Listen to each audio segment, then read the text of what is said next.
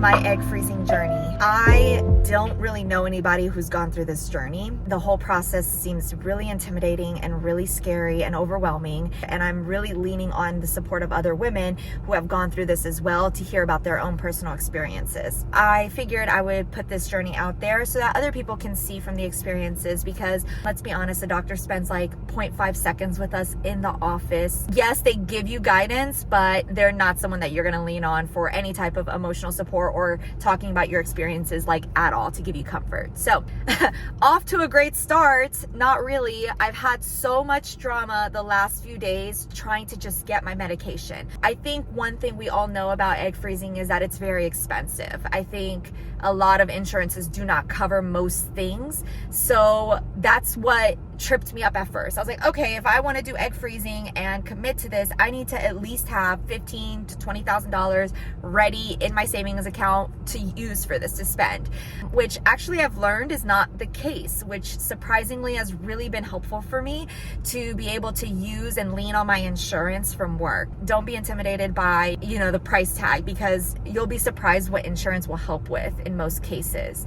Now, the issue has been price shopping. Like the pharmacy that my insurance uses does not have the most affordable prices for most things. And my insurance was giving me a max of $10,000 towards medication. So anything outside of that, let's just say I had one injection, one round of medication that was going to be $9,000 outside of the $10,000 that I was using. And there's, I think, like 5 different medications that I'm going to be using, or 6 of them, 6 different meds that I'll be using in the span of the next 11 days. It blows my mind that this one little thing can be $9,000. Insanity. They advised me at the pharmacy to find and look around at other pharmacies to see if I can get a better discount, which I did that. The only problem is there were so many things, like one pharmacy didn't have Gonal, but they had a replacement, like a generic brand, but that brand couldn't be paired with another medication, so that one had to get switched around. So the doctor would have to call another prescription in. So now I have these 2 prescriptions sitting there with multiple pharmacies, and the pharmacies don't like that. And then they kept calling me back over and over again to confirm, oh, you have a sitting prescription here, we need to place an order. And I'm like, no, I'm not getting all of this. So what I decided to go with was 4 meds at one location for a certain amount of money that was all covered through insurance under that $10K. And then I went out of pocket and I bought the other 2 medications, which, remember I said $9,000 for that one med. At this other place, it was only $2,000 for that same medication. So very, very, very big difference. Shop around and get some research in before you make your decisions. But with that research, it takes a lot of time and a lot of frustration. So you have to have that trade-off, right? Do your research, take the time, and go along with the headaches that it will cause you, because it will cause a lot of headaches. The other thing that happened was it was supposed to be overnighted. If you're interested in seeing more of the actual steps and the details of how to start and what that whole thing looks like, I'll make another video. But basically, you need to come in on day 2 or 3 of your period to the doctor to get your baseline check, which is a sonogram, and they see what your ovaries look like at that point in time. And then that's your cue to get started with the medication. But all of this happened over the span of a weekend. Go figure. Because of the weekend and because UPS is closed on Sundays and all of this, drama that was like completely out of my control. My medication was supposed to get here overnighted from Friday to Saturday. It never arrived on Saturday. I spent all day on the phone with UPS trying to figure out how to get it. So lo and behold, it'll be here on Monday. And the meds need to be refrigerated. So if they did not refrigerate it at their warehouse like it's intended, all of that medication is completely useless. The doctor did say I'm okay to start. So for now, she gave me like an emergency, like a loan basically from them with the medication I need to start today. Look at these little tiny vials. I am beyond overwhelmed right now, but like this is what it looks like. You see how tiny they are? I need to take 2 of these today and with the other one that's in my fridge. I have some of my meds, not all of my meds.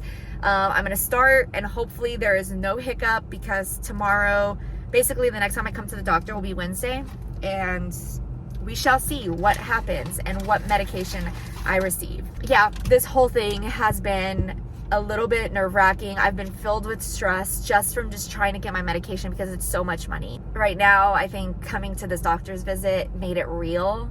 You know, she's like, okay, you're ready to start. Here you go. And that made it real on like more of an emotional level of like, oh my gosh, now I have to face the music and figure out this injection process and how to stab myself every night. I knew it was coming. I thought I had mentally prepared for it. I don't know. It's real. It's finally real. And so I'm a big girl. I can handle it. The way I'm thinking about this, you guys, is that there are thousands of women giving birth to babies every single day. To me, that entire situation terrifies me.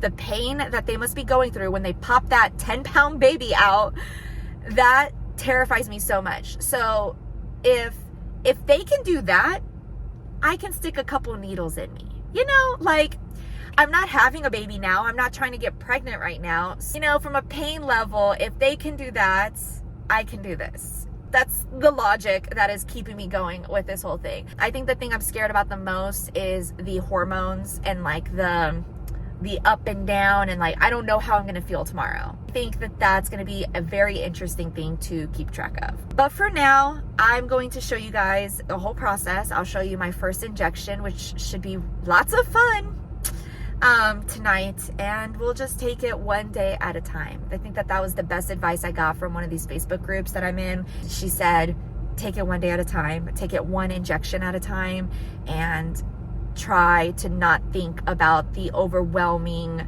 end goal, right? Because we're all doing this and spending a lot of time, energy, money with the hopes that you have a really good, solid number of eggs. So it's really hard for me to not think future, like to not sit here and be like, what if I don't get those? Or sit here and say like I have to do everything so perfectly, because at the end of the day some of that stuff is so out of my control. And I learned that with the UPS delivery at the very start of this. It's like that was not in my control. There was nothing I could have done to get that stuff over to me. I even called and asked him if I could go pick it up at the warehouse myself, because I could at least trust that that would get done. But you know, there's only so much you can control, and I can't control the outcome. All I can control is the fact that I'm doing this, I'm taking action, and I'm putting myself through something that's really scary for ultimately a good outcome in the end. That's all I can do. All right, guys, I will see you guys at the injection. I'm not gonna lie, it's been a little bit of a nerve-wracking Sunday ever since I got back. I've just been counting down. It is now 7:45. You are supposed to take these medications between 6 and 9 p.m. every single day, but making sure that it's at the same time every single day. So whatever time I choose, that's what it's gonna be moving forward from here on out. I do wanna just make sure that it's a time that's gonna work with my schedule. But I'm not gonna lie, I'm also kind of stalling. I have side by side a video, so they give you like a link to like this video library with all the different medications and how to properly inject and how to set everything up. I've never really touched needles. It's a little bit intimidating for me, but it's like a Band-Aid, right? Just rip it off, just do it, and it'll be over before I know it.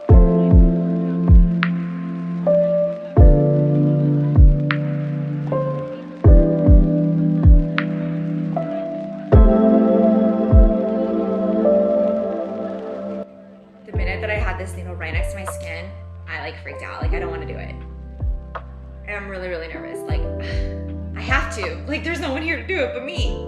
Okay, so let's be a big girl, gather ourselves, snap the freak out of it. Okay. I don't want to do it.